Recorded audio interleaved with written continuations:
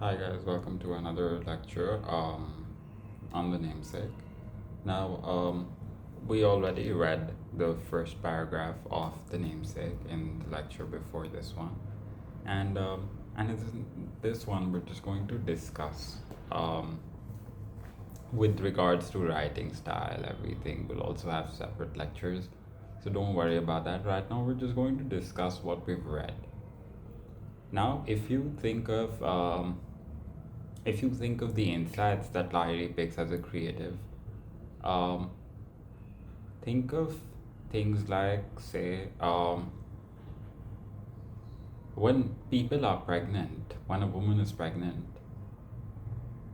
um, it's a very common insight that she tends to crave certain flavors.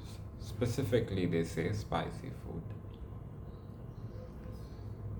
One thing that's interesting to note though in this one is that because there's a lot of spicy American food too, right?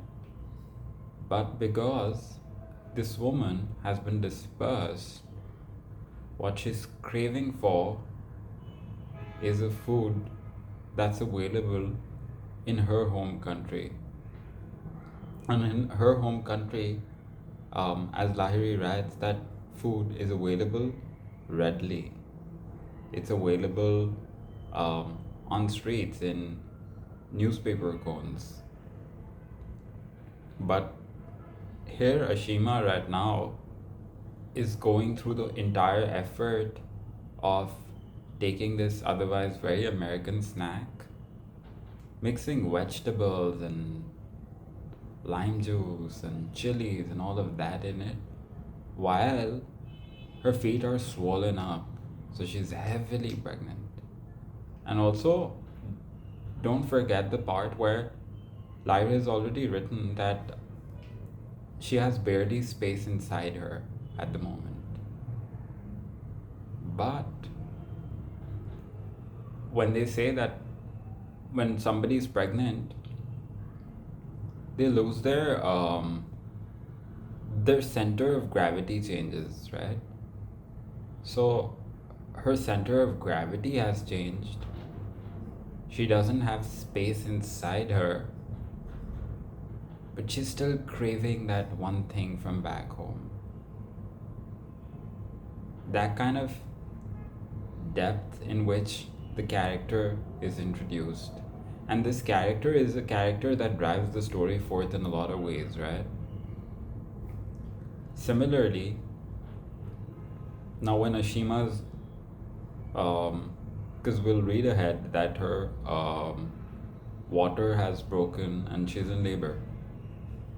But to be able to describe that process in such detail that there's a gush of warmth in her stomach, in her abdomen.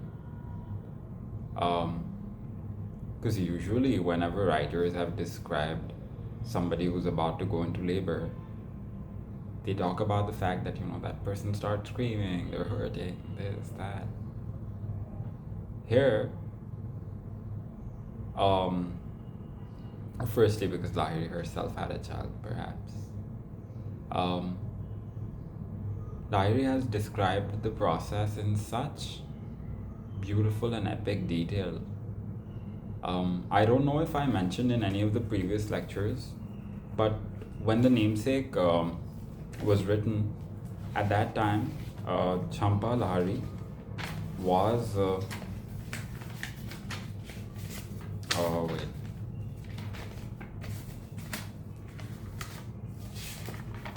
At that time, she was living in Brooklyn with her husband and a young son.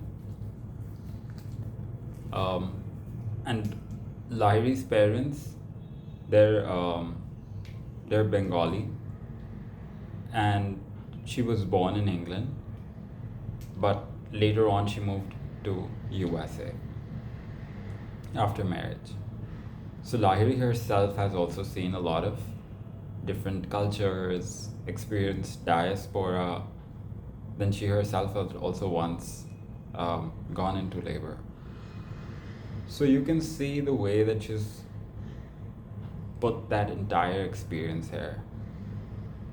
Um, and not just put that experience of a first person here, like not just put that first person experience here, but also note the other details, as I said, like a sticky August evening, not a warm summer day, a sticky August evening.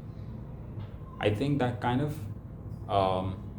vocabulary which Lahiri tends to pick up on, that's also very interesting because without those details, you wouldn't be able to transport yourself or lose yourself into the character.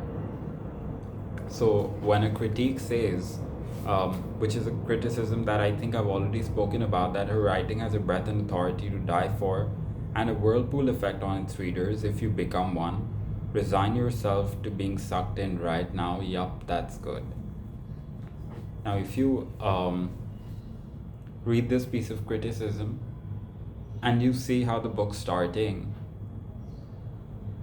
then perhaps you can understand, because Lahiri is already starting the book in a way that become one with Ashima right now, the first character that she's introducing.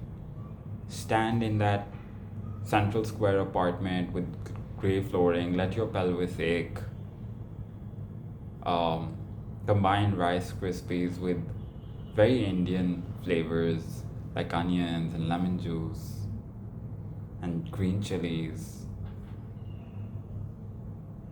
And also know that this is something that's very easily available back in India. But here you're putting in that effort while your body is hurting and you have no space inside you, but you want to have this. That. Because it is then almost a whirlpool effect like situation, right? Because you're almost Ashima in this. In the beginning, you almost have become Ashima already.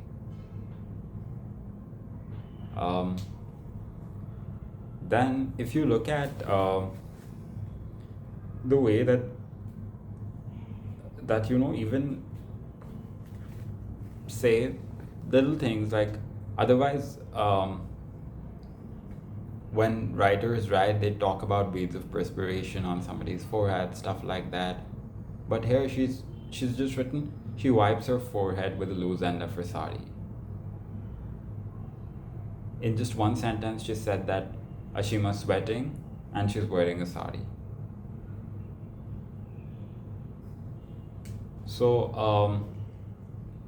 I'm also saying this just to give clarity on the fact that when the term journalistic procession is used in critiquing something like the Namesake, journalistic procession does not always mean crisp sentences. It also means being able to crunch in details that well, as articulately as journalists do, so that people are able to better understand and make sense of what they're saying. I think that's about it for this lecture. We'll continue reading the novel. I just hope that everybody has already read the novel.